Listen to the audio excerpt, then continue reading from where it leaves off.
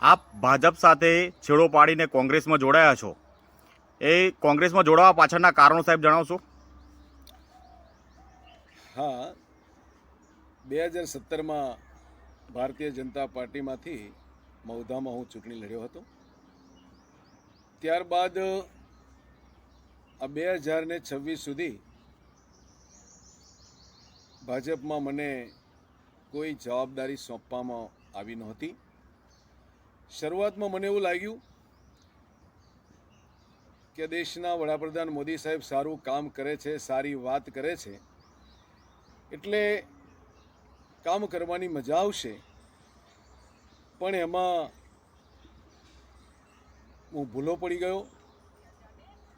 ભારતીય જનતા પાર્ટીના શાસનમાં મેં જોયું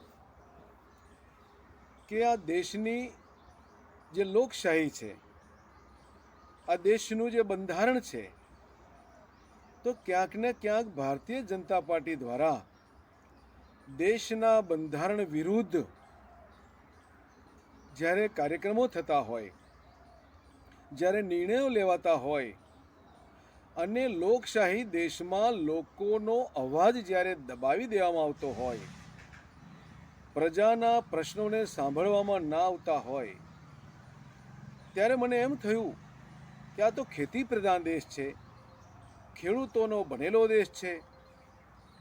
હું તો ખેડૂત છું, તો ખેડૂતની, ખેત મજૂરની, એક સામાન્ય પશુપાલકની, એક સાધારણ માણસની જ્યારે ગણના ન થતી હોય, ત્યારે મને દુઃખ થયું કે આ પાર્ટી તો મને લાગે છે કે અમીરોની પાર્ટી છે, તવંગરોની પાર્ટી છે, ઉદ્યોગપતિની પાર્ટી છે. મહાત્મા ગાંધીએ તો કહ્યું હતું કે સાચું રાજ ગ્રામ સ્વરાજ. ગામનો ખેડૂત સુખી નહીં થાય, ગામનો ખેડૂત સમૃદ્ધ નહીં થાય, કારણ કે અંતે તો ખેડૂત રાત દિવસ કાળી મજૂરી કરે, મહેનત કરે, શિયાળે, ઉનાળે, ચોમાસે મજૂરી મહેનત કરે અને શહેરોમાં દૂધ પહોંચાડે, શાકભાજી પહોંચાડે, અનાજ પહોંચાડે. એક ખેડૂતોની દશા તો જુઓ. ખેડૂત ક્યારે સમૃદ્ધ નથી થઈ શક્યો. એની પાછળ હજુ આ સરકાર ક્યાંક ને ક્યાંક કશું સંશોધન કરી શકી નથી. અને જ્યારે ચૂંટણીઓ આવે છે, એ પછી સહકારી સંસ્થાની ચૂંટણીઓ હોય, સ્થાનિક સ્વરાજની ચૂંટણીઓ હોય, વિધાનસભા હોય કે લોકસભા હોય, ચૂંટણીઓમાં નાણાંનો ભરપૂર ઉપયોગ થાય છે, દારૂનો ઉપયોગ થાય છે અને લોકોને ખરીદી લેવામાં આવે છે. વિધાનસભાની ટિકિટો પણ કરોડો રૂપિયા આપીને ટિકિટ લઈ લેવામાં આવે છે. અમૂલની તાજેતરમાં ચૂંટણી ગઈ. અમૂલની ચૂંટણીમાં લાખો કરોડો રૂપિયાનો ધુમાડો કરવામાં આવ્યો. સક્ષમ સારા લોકો હતા, એવા લોકો ચૂંટણી ન લડી શકે. એમાં હું પણ આવી જાઉં છું. એવી 41 મંડળીઓને આ સરકારે ક વર્ગમાં મૂકીને અમને ચૂંટણીમાં ઉમેદવારી કરતા રોકવામાં આવ્યા. અમારો મતદાનનો અધિકાર છીનવી લેવામાં આવ્યો.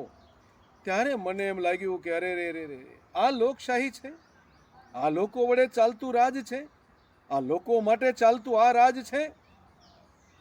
કોંગ્રેસ પાર્ટી હંમેશા છેવાડાના માણસની ચિંતા કરે છે, ખેડૂતની ચિંતા કરે છે, મહિલાઓની ને યુવાનોના રોજગારીની ચિંતા કરે છે.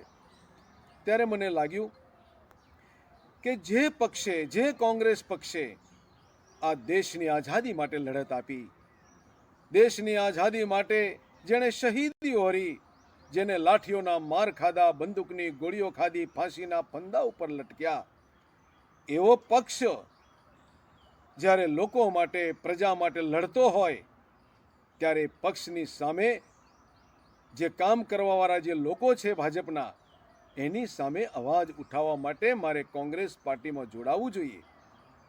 અને આ એક વિચારને લઈને ગઈકાલે હું કોંગ્રેસમાં જોડાયો છું અને કોંગ્રેસની સાચી લોકશાહીનું શાસન આપવાવાળી પાર્ટીના એક કાર્યકર્તા બનીને કામ કરવા માટે